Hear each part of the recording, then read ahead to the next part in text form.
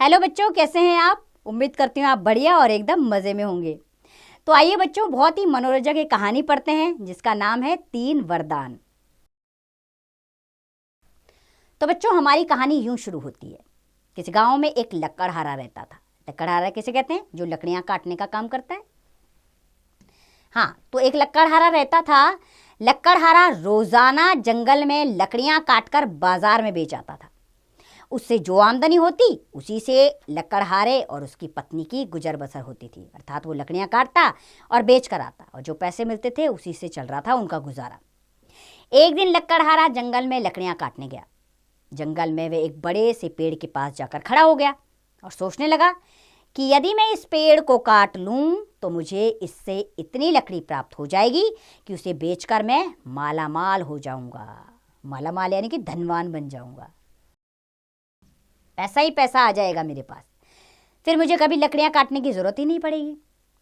यह सोचकर लकड़हारे ने पेड़ को काटने के लिए जैसे ही अपनी कुल्हाड़ी उठाई तभी उसे एक आवाज सुनाई दी, रुको, इस पेड़ को कृपया मत काटो।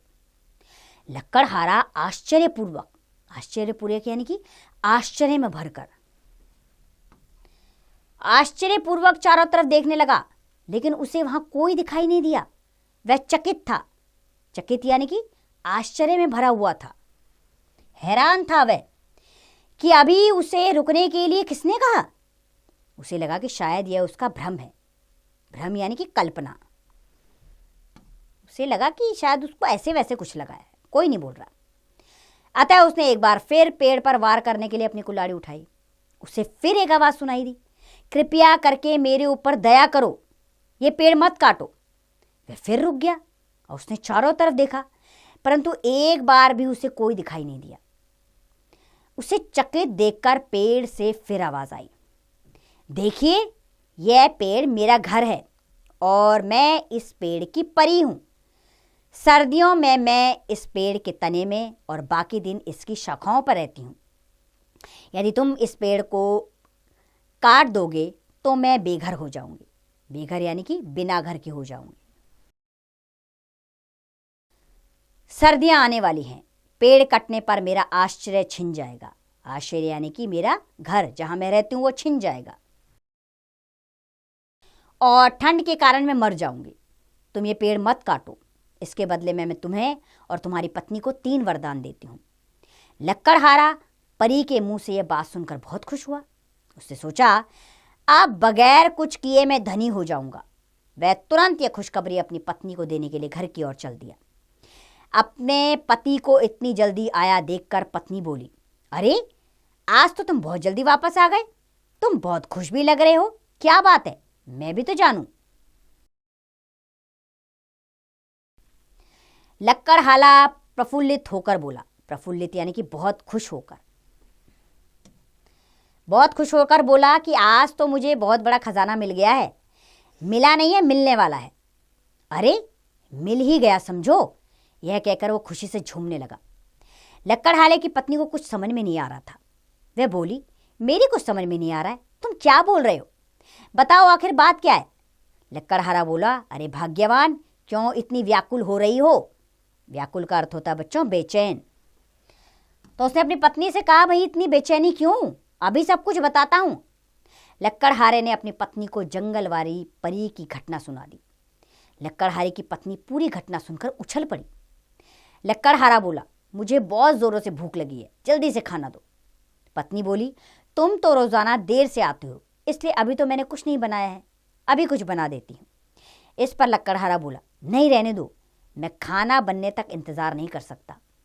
लकड़हारा खास अंदाज में बोला, मेरी इच्छा है कि भूख मिटाने के लिए मेरे सामने स्वादिष्ट हलवा आ जाए। स्वादिष्ट यानी कि बहुत ज्यादा लाजवाब। उसके बोलते ही तुरंत एक कटोरे में हलवा आ गया। उसने जी भरकर हलवा खाया। चाहे जितना हलवा खाता कटोरा उतना ही भर जाता। अतः भरपेट खाने के बाद अपनी पत्नी से कहा, आओ भाग्यवान, तुम भी इस हलवे का आनंद ले लो, बहुत ही स्वादिष्ट हलवा है। लकड़हारे की पत्नी क्रोध से बोली। क्रोध यानी कि गुस्से से, अरे मूर्ख, तुमने एक वरदान तो बेकार कर दिया। मैं चाहती हूं कि यह सारा हलवा तुम्हारी नाक पर चिपक जाए। बस लक्कड़हारे की पत्नी के बोलने भर की देरी थी कि तुरंत सारा हलवा लक्कड़हारे की नाक पर चिपक गया। लक्कड़हारा गुस्से में से झल्लाकर बोला, अरे मूर्ख औरत, ये तुमने क्या कर दिया? यह कहकर वह अपनी नाक से हलवा छुड़ाने लगा। बहुत कोशिश की, लेकिन वह अपनी नाक से हलवा छुड़ाने में नाकाम रहा। नाकाम यानी कि उसको कामयाबी नहीं मिली। उसने अपनी पत्नी से चिल्लाते हुए कहा, यह सब तुम्हारी गलती की वजह से हुआ है। तुम्हारे कारण हमारा दूसरा वरदान भी व्यर्थ चला गया।